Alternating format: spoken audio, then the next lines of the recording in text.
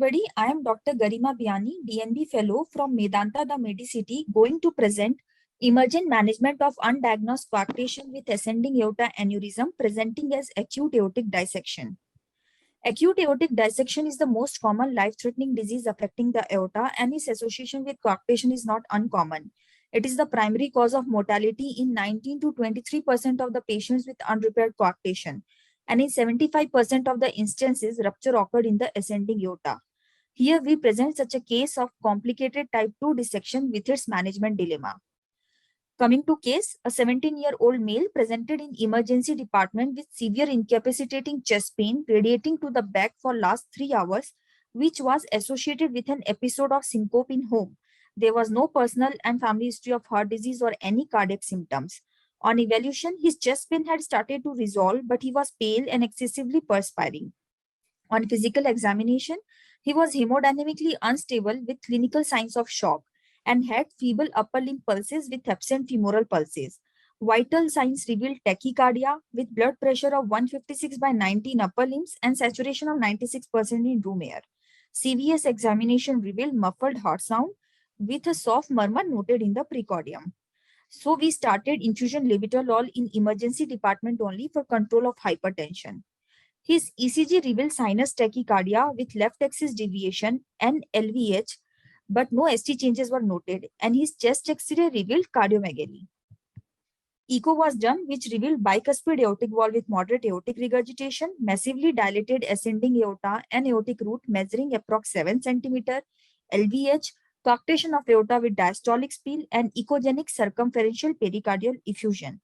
So, for confirmation of diagnosis, CT aortography was done, which revealed fusiform aneurysmal dilatation of aortic root and proximal and mid-ascending aorta with a small intimal flap marked by the arrow here along the posterior wall of the mid-ascending aorta. Also, there was circumferential hemopericardium marked by the arrow here and severe short segment postductal coarctation of aorta. Rest of the aorta was normal. So diagnosis was made ascending aorta aneurysm with type 2 acute aortic dissection, bicuspid aortic wall with moderate aortic regurgitation, severe coarctation of aorta, and hemopericardium causing cardiac tamponade.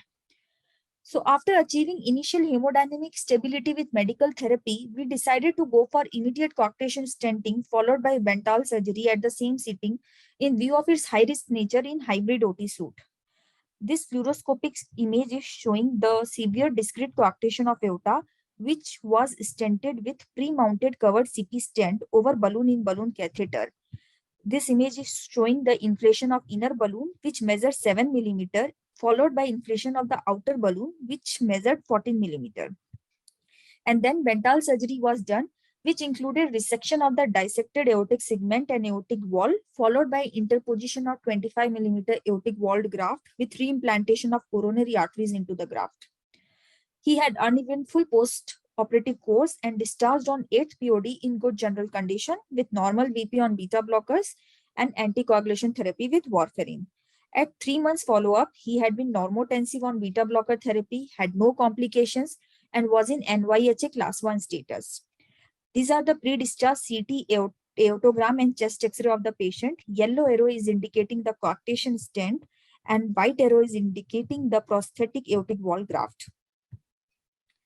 So coming to discussion, our patient with hemopericardium did not present with any signs suggestive of active extravasation, which suggests that there was transient nature of communication between pericardial space and aorta, probably due to the hemodynamic effect from cardiac tamponade, which had reduced the pressure gradient between false lumen and pericardial space, which allows for the formation of intramural thrombus and or local tissues acting as a valve at the site of communication with the false lumen, which seals off the leak.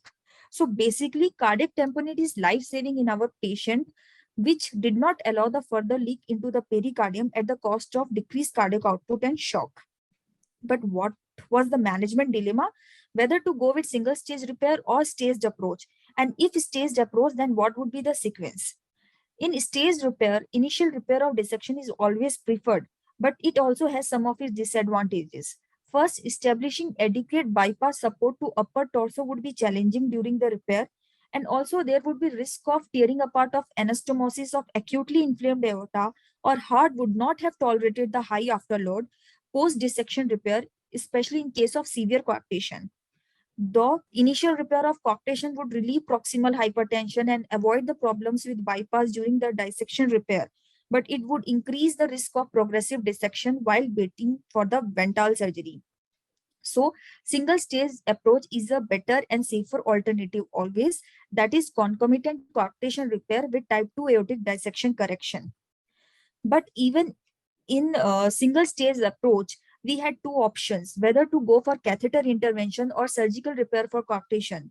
We considered the single stage surgical repair with ventral surgery and ventral aorta bypass graft. But due to the precarious nature of the aorta, extreme fragility of the patient, and considering the stabilizing hemodynamic consequences of the cardiac tamponade, we decided to stent the coarctation segment first in hybrid surgical suite. So coming to clinical implications of this case, first, to have a high index of suspicion for aortic dissection in adolescents with chest pain and syncope, and coarctation stenting before type 2 aortic dissection repair secondary to aortic coarctation at the same sitting is a logical and safer approach to solve effective aortic cannulation and perfusion problems during the ventral surgery, to minimize the duration of surgery, and lastly, to avoid the risk associated with staged operations. Thank you.